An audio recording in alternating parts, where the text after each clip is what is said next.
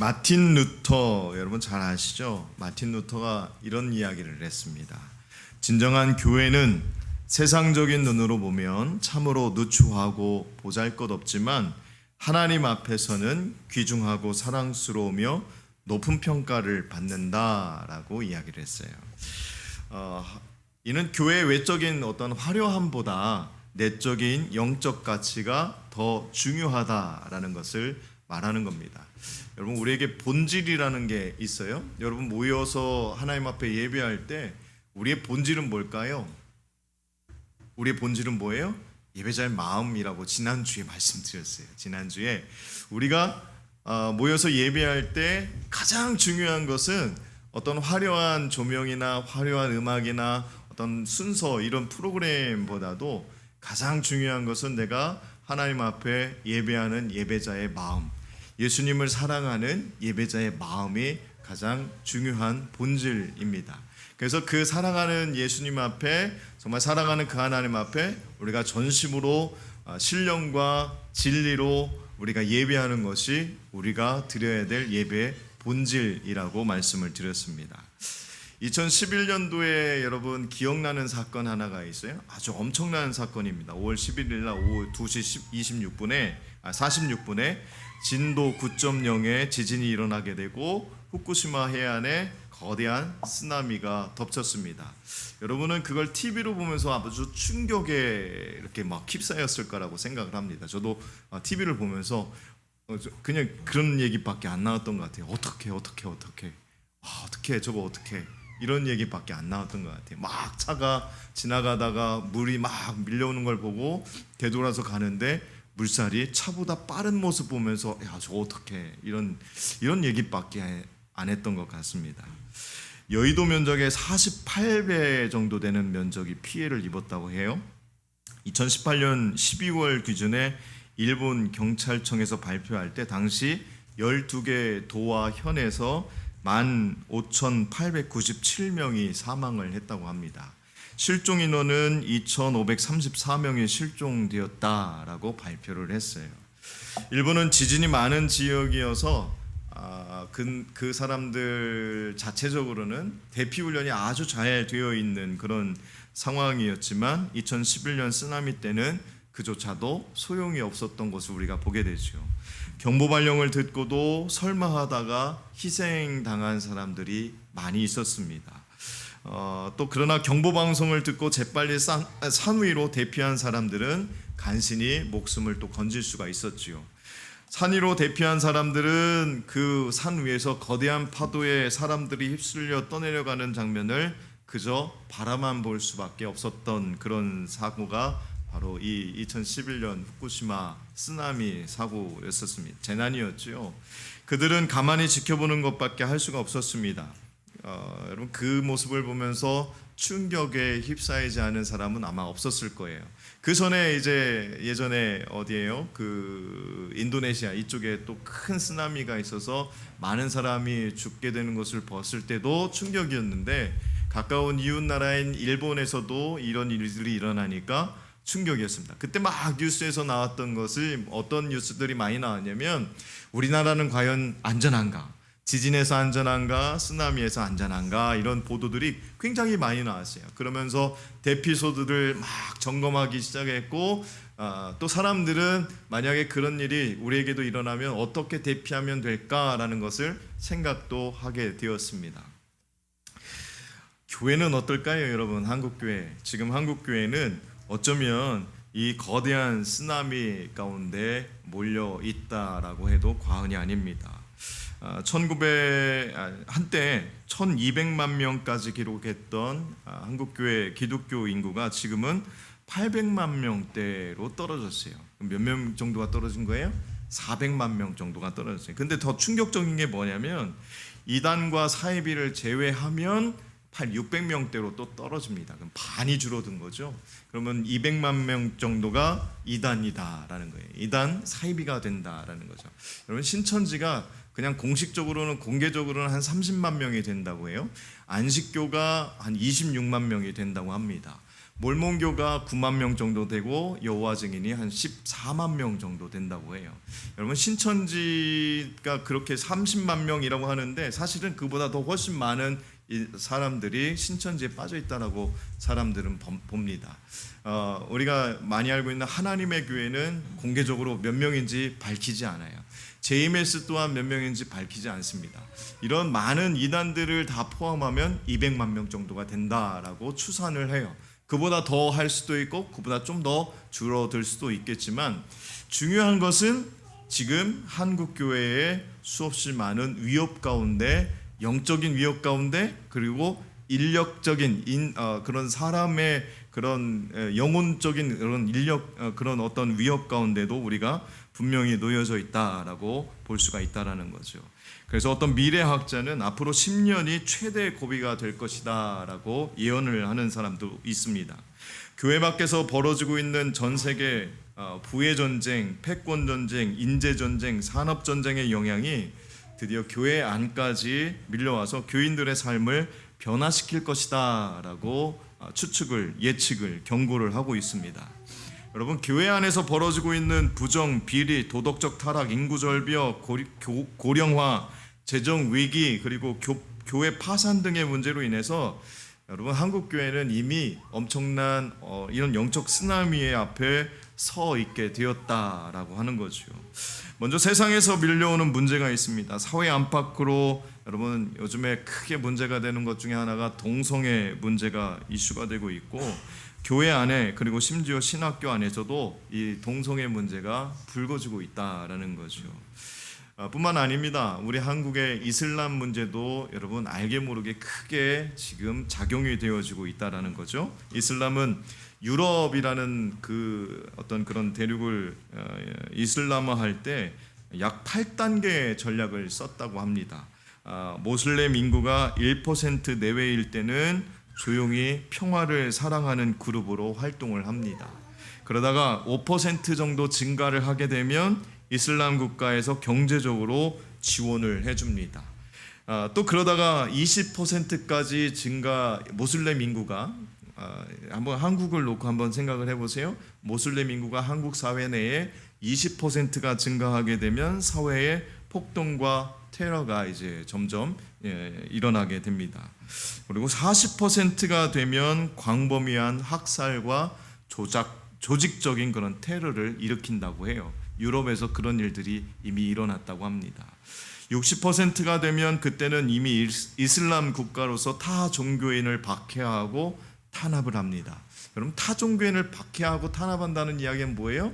우리가 교회 나가는 것을 이제는 눈치 보고 다녀야 되는 그런 상황이 될지도 모른다라고 이야기를 하는 거예요.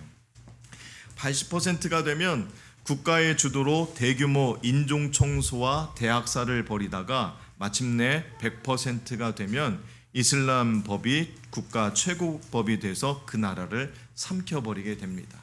여러분, 이게 모든 이슬람 이 이슬람을 가지고 있는 사람들이 다 그렇지는 않겠지만 대부분 이러한 통계를 가지고 나라들이 변하게 되었다라는 거죠.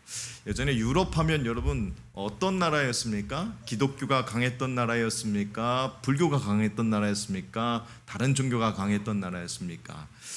기독교가 굉장히 강했던 나라였거든요. 대부분의 신학자들, 유명한 신학자들이 대부분 독일, 영국 이런 데서 많이 나왔어요. 부흥운동도 영국에서 많이 시작이 되었었고, 많은 영적 각성 운동들도 유럽에서 많이 이제 일어나기 시작했었습니다. 근데 지금 어떻습니까? 교회가 어떻게 됐어요? 교회가 어떻게 됐어요? 여러분, 그 어떤 산에 가면 유명한 사찰들이 있어요. 거기에 돈 내고 들어가죠. 관광지가 됩니다. 관광지가. 교회가 관광지가 되어버린 유럽 국가가 바로 지금의 유럽 교회라는 거죠. 지금 우리나라는 어떨까요? 이슬람 할랄 시장이 확대되면서 할랄 식품이 자리를 잡아갑니다. 학교를 지어주고 전액 장학금을 준다는 명목하에 학생을 모집해서 이슬람 선교사화 정책을 계획하고 있습니다. 예전에 듣기로는 한국에서 선교사를 파송하면 이슬람 사람들이, 이슬람 모슬렘들이 어떻게 이 선교사를 공략하냐면, 이제 여자 선교사들도 많이 가거든요. 독신 선교사들이. 그럼 나는 개종하겠습니다. 나 이슬람 안 믿고 예수 믿겠습니다. 이렇게 개종을 선언을 해요. 그리고 결혼을 합니다. 그러고 나서 이제 납치를 하는 거죠. 이슬람법에 의하면 개종은 죄가 아닙니다. 완전한 그 개종은 완전히 자기가 이슬람으로 완전히 이슬람을 벗어버리지 않는 한 개종하겠다라고 말을 하는 것은 죄가 아니라고 그렇게 가르친다고 합니다. 그렇기 때문에 한국 선교사들은 그런 것에 마음이 많이 빼앗긴다고 해요. 물론 한국 사회에서도 마찬가지예요. 이슬람 사람들이 나 개종하겠습니다, 내가 예수 믿겠습니다라고 해서 교회로 많이 침투해 오고 있는 그런 상황이죠. 놀랍게도 성경은 이미 이런 영적 쓰나미를 예고하고 있어요. 우리는 성경 속에서 답을 찾을 수가 있음을 기억해야 됩니다. 고린도전서는 주후 55년경에 바울이 고린도 교회에 보낸 편지입니다. 고린도전서를 보면 놀랍게도 오늘날 교회 안에서 일어나고 있는 문제의 대부분이 그 시대에도 발생했음을 잘 보여주고 있습니다. 그렇기 때문에 우리가 고린도 교회의 문제를 잘 파악하고 대처를 한다면 우리는 지금 우리에게 닥쳐진 영적 쓰나미를 피해서 교회가 안전하게 성장할 것이다 라고 믿습니다. 지금 우리에게 닥친 영적 쓰나미를 피해 교회가 안전하게 성장하려면 우리는 아까 제가 처음에 말씀드렸던 것처럼 본질로 분명하게 돌아가야 될 줄로 믿습니다. 오늘 말씀의 제목이 뭐예요? 우리의 본질은 뭐라고요? 복음입니다. 복음 안에 정확하게 우리가 그 복음 안으로 들어갈 수 있게 되기를 주의 이름으로 축복합니다. 고린도서 13장 11절, 오늘 본문 읽었던 11절부터 13절까지의 말씀은 사도 바울이 고린도 교회에 보내는 마지막 인사와 축복의 말씀입니다. 이 구절들은 그리스도인들이 서로 화합하고 주 안에서 기쁨을 누리며 하나님의 사랑과 성령의 교제를 경험하도록 격려합니다. 고린도 교회에 문제가 있었어요. 고린도는 그리스 본토와 펠레폰네소스를 연결하는 곳으로 에게해와 아드리에해 사이의 좁은 지역에서 있는 항구 도시였습니다. 아주 부유한 상업의 중심지였습니다. 이 도시에는 약 2만 명을 수용할 수 있는 야외 극장이 있었습니다. 이곳에서 벌어지는 운동 경기는 올림픽 다음으로 그렇게 유명해서 그리스, 로마, 동양 사람들까지 참석을 해서 그 경기들을 관람을 했습니다. 그뿐만이 아니었습니다. 매춘부가 있던 유명한 아프로디테 신전도 그곳에 있었습니다.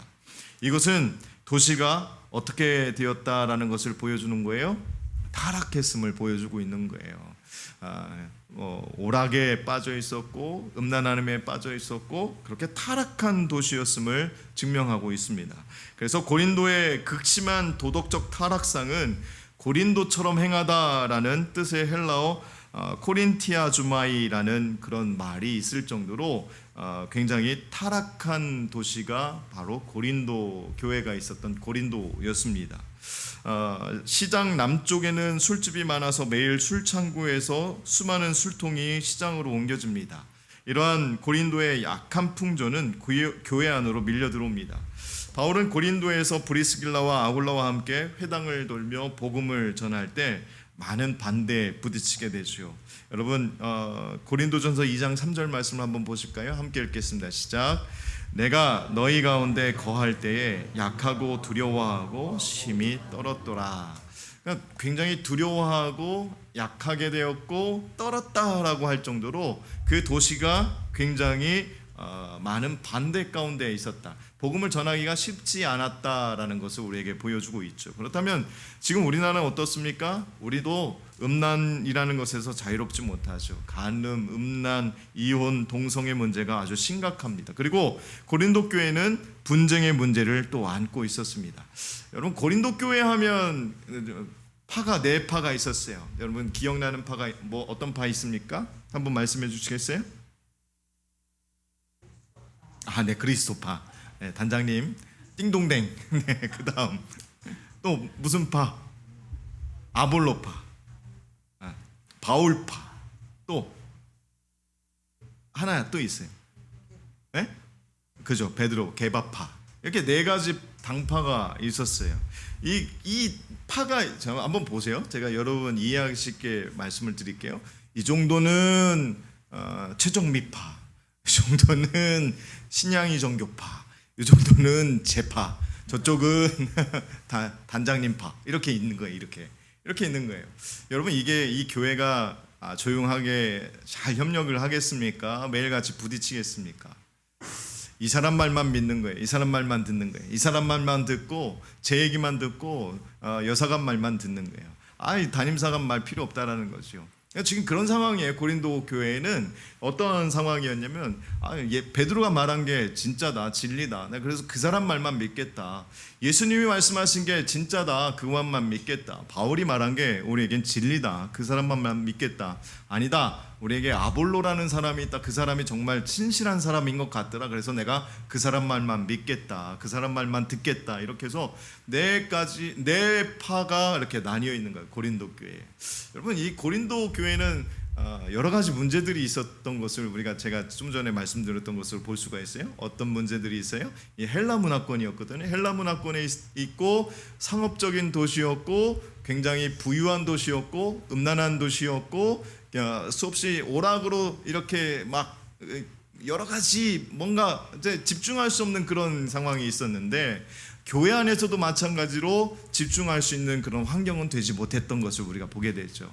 게바파, 아볼로파, 그리스도파, 또 바울파 이렇게 막 나뉘어져 있으니까 서로 화합하기가 쉽지 않았던 교회였습니다. 그래서 끊임없이 분쟁 가운데 놓여 있었고 끊임없이 시끄러웠던 교회가 고린도 교회였습니다. 어떤 이유로든 교회 안에는 파당이 생기면 안 됩니다. 교회 생활을 오래 하다 보면 자연스럽게 그럴 수 있어요. 친한 사람들이 생기게 되죠. 성도의 교제는 아주 좋은 일이지만 그 친밀함이 새로 오는 이들을 가로막는 장벽이 되어서는 안 됩니다. 혹시라도 처음 온 성도가 있으면 그들에게 관심을 갖고 손을 잡아 이끌어줘야 되는데 나는 내가 친한 사람이 이미 있으니까 굳이 내가 신경 안 써도 되겠지라는 생각을 가지고 있으면 새로 오시는 분들은 절대로 정착할 수 없고 예수님을 올바로 믿게 되는 기회조차 생기지 못하게 된다라는 거죠. 그래서 우리는 별것 아닌 것 같지만 아주 중요한 일이라는 것을 여러분 기억할 수 있기를 바랍니다. 이것을 잘하면 사랑이 많은 교회라고 소문이 나고 이것을 잘못하면 어떤 교회로 소문날까요? 텃세가 심한 교회라고 소문이 나겠지요. 절대로 교회 안에서는 끼리끼리 모여서 텃세를 부리면 안 됩니다. 이게 바로 파당을 짓는 것과 마찬가지다라는 거죠. 교회는 어떤 곳이어야 돼요? 협력해야 되는 거예요. 사랑으로 협력하는 교회가 되어야 돼요. 이분도 새로 오신 분도 오래 계셨던 분도 우리가 모이지 못하는 분들도 마찬가지로 모든 사람과 같이 협력하여 화합하고 사랑으로 보듬어 줘야 되는 것이 바로 교회의 모습이다. 교회 공동체의 모습이다라는 것을 여러분 잊지 않기를 바랍니다. 또 고린도 교회는 십자가를 이해하지 못했어요. 고린도전서 1장 18절 말씀을 한번 같이 읽어보겠습니다. 시작. 십자가의 도가 멸망하는 자들에게는 미련한 것이요 구원을 받는 우리에게는 하나님의 능력이라. 이걸 쉬운 성경으로 우리말로 한번 번역을 하면 이렇게 기록되어 있어요. 십자가의 말씀을 믿는 사람, 십자가의 말씀은 멸망하는 자들에게는 아주 어리석은 것이고 구원을 받은 우리에게는 아주 지혜로운 하나님의 능력이다라고 말을 하고 있습니다. 여러분, 멸망하는 자들을 누구에게 이야기하고 있는 거예요? 지금 분쟁하고 있는 당파를 짓고 있는 고린도 교인들에게 다시 한번 경고를 하는 게 뭐냐면 십자가의 말씀을 믿지 못하면 어리석은 사람이 되고 멸망의 길을 들어갈 수밖에 없다라고 이야기를 하는 겁니다. 여러분 하나님의 말씀을 믿고 순종하길 소망하십니까? 잘 믿으시길 주의 이름으로 축복합니다. 십자가가 우리를 살리신 줄 여러분 믿으시길 간절히 소망합니다. 당시 고린도는 헬라 문화권에 속해 있었기 때문에 고린도 교회에도 헬라 문화의 영향을 받을 수밖에 없었어요. 여러분 헬라 문화의 가장 큰 특징은 뭐였냐면 인본주의가 가장 강했어요. 인본주의가 너무 강했기 때문에 인본주의는 뭐예요? 쉽게 말씀드리면 인간 중심주의예요. 인간이 먼저가 되어야 되고 인간 생각이 최고가 되어야 되고, 그래서 신은 그 뒤에 문제예요. 그러다 보니까 십자가가 받아들여지지 않는 문제도 있었다라는 거죠. 예수 앞에 구원을 받았다라고 고백하지만 고린도 교인들의 문제는 뭐가 문제였었냐면 십자가 부활, 이 문제가 계속해서 문제로 대두되어지기 시작했다라는 겁니다. 여러분, 이 역사를 보면 헬라 제국 이후에 로마 제국이 나타나게 되는데, 예수님 시대에는 이미 일상적으로 헬라어를 쓰게 됐고 헬라 문화가 만연했습니다. 항구 도시였던 고린도는 물질만 풍부한 것이 아니었고 정신적인 영역과 문화도 아주 풍부했습니다. 그래서 잘 알다시피 헬라 문화권에 있는 유명한 철학자 누가 있어요? 소크라테스. 네 자신을 알라, 이런 말을 했던 소크라테스. 또 누가 있어요? 그렇죠. 플라톤, 아리스토텔레스, 이런 사람들이 수없이 많은 자기의 어떤 주장들, 생각들, 이념들 계속해서 사람들에게 가르쳤다라는 거죠. 그러니까 그 영향들을 많이 받았어요. 그 영향들 가운데 가장 크게 영향을 받은 게 뭐냐면, 헬라 문화 중에 가장 크게 영향받았던 게 뭐였냐면 인본주의였다라는 거죠. 그렇기 때문에 하나님, 예수님을 믿는, 하나님을 믿는 이런 것들이 굉장히 쉽지 않았다라는 거예요. 그렇다 보니까 철학 공부를 많이 해야 사람 대접을 받을 수 있다고 생각했고, 학문이 높은 것을 자랑스럽게 여기는 사람들이 많았습니다. 여러분, 공부를 많이 하는 것은 아주 귀한 일이지요. 하지만 헬라 문화, 헬라 철학은 고린도 교회에 문제를 일으켰다는 거죠. 십자가를 인본주의적으로 해석하려고 했기 때문에 그렇습니다. 교회는 영적인 공동체이자 하나님 나라입니다. 하나님 나라는 하나님께서 통치하시는 곳이지요. 오직 예수 그리스도와 십자가를 전하는 곳, 성령 하나님이 역사하는 곳이 바로 교회여야 된다라는 것입니다. 이런 곳에서 인본적인 생각을 가지고 생활하려고 하면 문제가 발생할 수밖에 없다라는 거죠. 그러니까 여러 가지 복합적인 문제가 교회 안에 가득했다라는 거예요. 이 문제들 때문에 바울은 고심하고 또 권면하고 또 이야기를 다시, 복음을 다시 알려주고 그렇게 했습니다. 오늘 한국교회에 많은 문제가 있는 것이 사실이죠. 쓰나미처럼 여기저기에서 먹구름이 몰려오고 있습니다. 여러분, 우리가 전도하려고 해도 전도가 잘 되지 않아요. 워낙에 많은 잘못들이, 한국 교회에 있었던 잘못들이 너무 많은 뉴스를 통해서 너무 적나라하게 다 드러났기 때문에 쉽지 않습니다. 우리가 믿고 있는데도 주변 안 믿는 가족들이 계속해서 그런 뉴스 뜨면 뭐라고 합니까? 여러분 다 경험해 보셨잖아요. 거봐. 이게 교회야? 예수 믿는 사람들이 다 저래? 그러면서 보편화시키고 일반화시켜 버리잖아요. 예수 믿어도 예전처럼 그렇게 신실하지, 도덕적이지 못하다라고 이제 바뀌어지는 그런 생각을 갖게 됐다라는 거죠.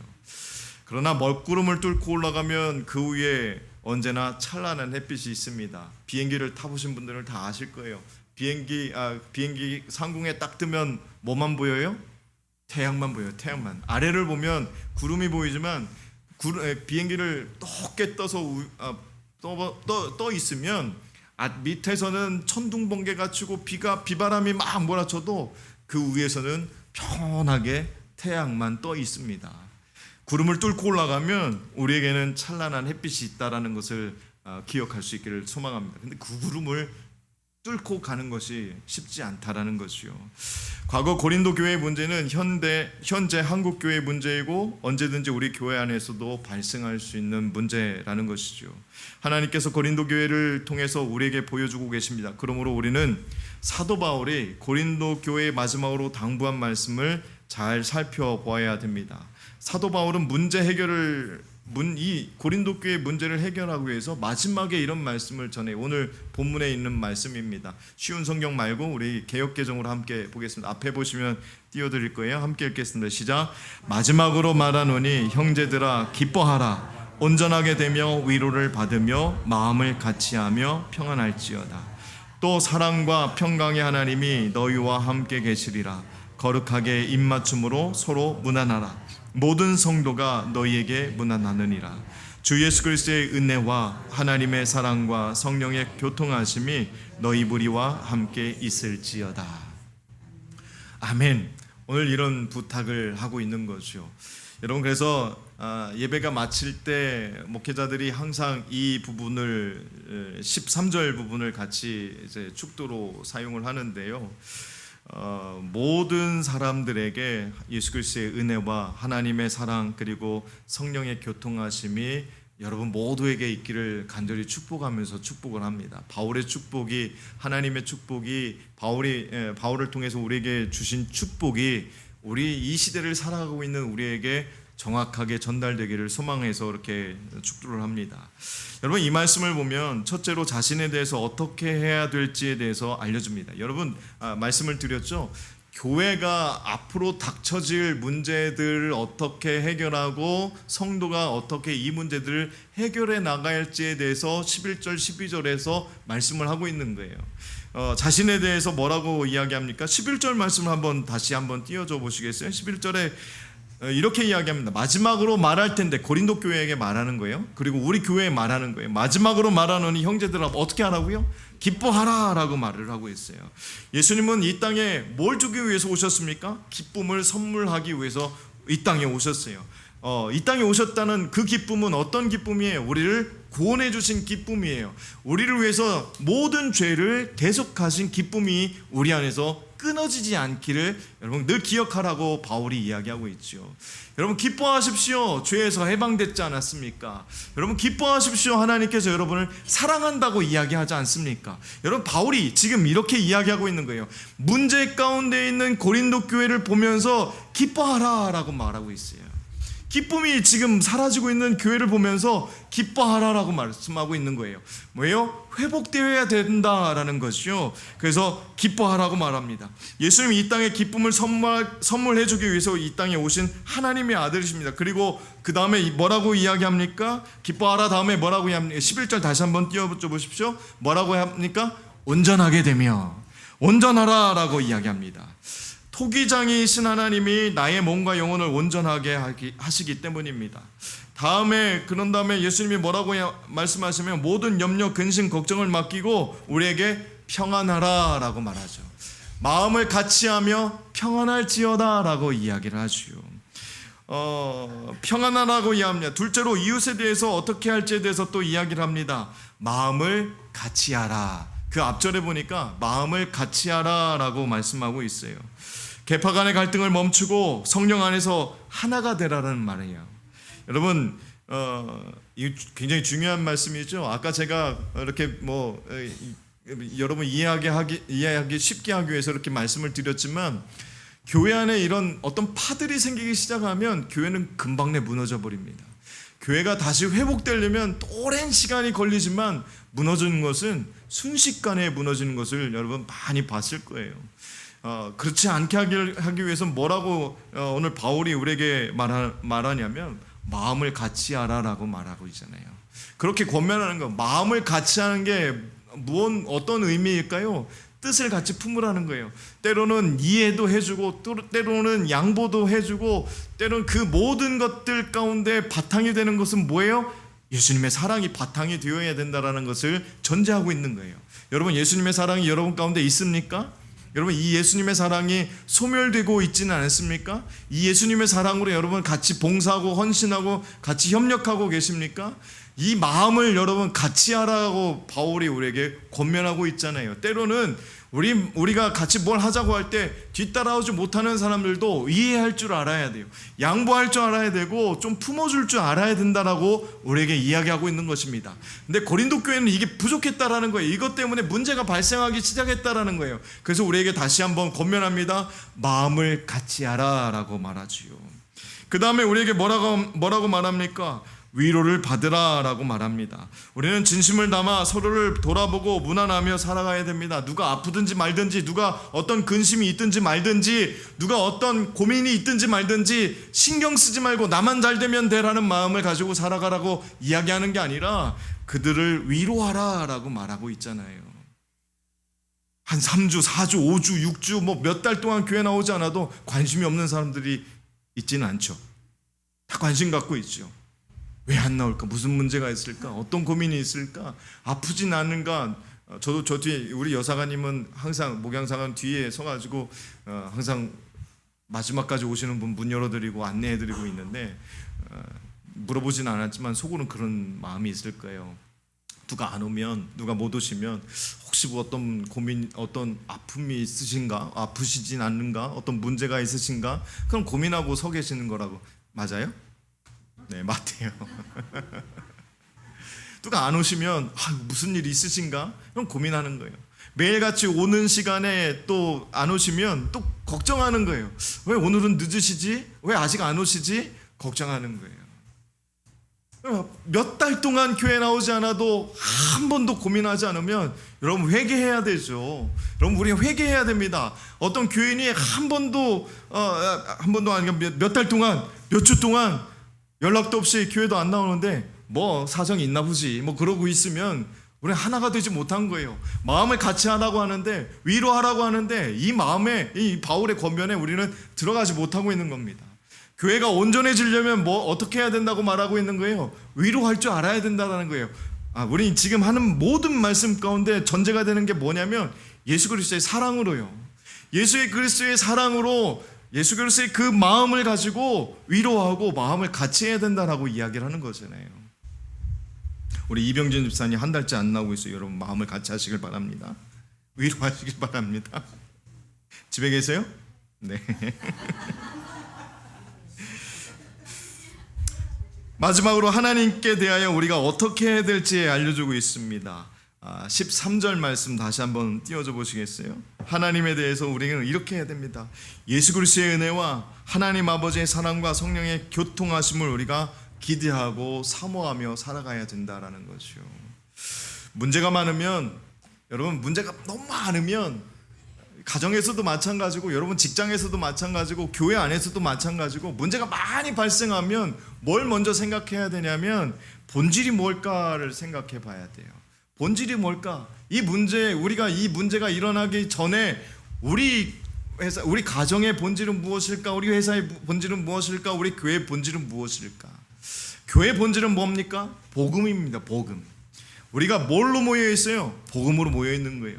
예수님께서 이 땅에 우리를 위해서 죽으셨고 부활하셨고 지금도 살아계셔서 함께 하셔서 우리를 도우시는 것을 우리가 잃어버리면, 그 본질을 잃어버리면 흐트러지기 마련이라는 거예요. 분쟁이 생기기 시작한다라는 거죠. 무너지기 시작한다라는 거예요. 본질이 무너지지 않으면 우리는 절대로 무너지지 않게 될 줄로 믿습니다. 우리가 뭔가 문제가 발생되어지면, 아까 고린도 교회에 헬라 문화가 들어오고 인본주의가 들어오고 또 뭐예요? 음란함이 들어오고 교회 안에 분쟁이 파가 생기면서 그들이 잃어버린 게 하나가 있었어요. 뭐예요? 본질. 복음에 대해서 희미해지기 시작했다라는 거예요. 우리 교회 안에는 이 본질이 잃어버리지 않게 되기를 주의 이름으로 축복합니다. 복음이 회복되어지기를 주의 이름으로 축복합니다. 복음은 예수님에 대한 기쁜 소식이에요. 우리 스스로 죄의 문제를 해결할 수 없기 때문에 하나님께서 그 외아들을 이 땅에 보내셔서 죄의 문제를 해결해 주셨습니다. 그러므로 누구든지 예수님을 구주로 영접하고 자기 죄를 회개하면 하나님은 우리를 의인이라 칭하시고 천국 백성으로 삼아 주십니다. 모든 악한 마귀 가운데서 우리를 승리로 이끌어 주실 줄 믿습니다. 우리를 향한 영적 쓰나미가 몰려온다 할지라도 우리 교회의 본질인, 우리 성도의 본질인 예수 그리스도의 복음을 단단히 붙잡으면 반드시 승리하게 될 줄로 믿습니다. 사랑하는 여러분, 바울이 이 마지막 하는 인사는 우리에게 큰 교훈을 주죠. 우리는 기쁨을 선택하고 온전함을 추구하며 서로를 위로하고 화합해야 될 줄로 믿습니다. 또한 우리는 우리의 인사는 하나님의 사랑과 평강을 반영해야 되고, 우리의 삶은 삼위일체 하나님의 축복 가운데 축복 안에서 그렇게 이루어져야 될 줄로 믿습니다. 이러한 삶을 통해 우리는 진정한 그리스도의 공동체를 이루어갈 수 있을 줄 믿습니다. 우리가 복음이 회복되어지는, 복음으로 묶여져 있는, 복음으로 하나 되어져 있는 그런 공동체가 되기를 주의 이름으로 축복합니다. 모든 것이 하나님의 은혜가 있어야 가능하지 않을까요? 하나님께서 함께 하셔야 가능한 줄 믿습니다. 우리가 교회 안에서 모였을 때에 다른 것을 생각하지 아니하고 하나님의 은혜가 우리 가운데 있기 때문에 복음이 되살아나는 거예요. 우리의 본질이 되살아나게 되는 거예요. 하나님의 은혜를 잃어버리게 되면 복음도 우리 안에서 사라지게 됩니다. 은혜도 사라지게 됩니다. 하나님의 그 손을 놓게 되면 우리가 무엇 때문에 하나님 앞에 예배드려야 되는지도 우리가 희미하게 그 모든 것을 다 잃어버리게 된다라는 것이죠. 하나님의 은혜, 하나님의 복음, 그 본질을 잃어버리지 않는 저와 여러분이 되기를 간절히 소망하고 우리 교회가 되기를 주의 이름으로 축복합니다.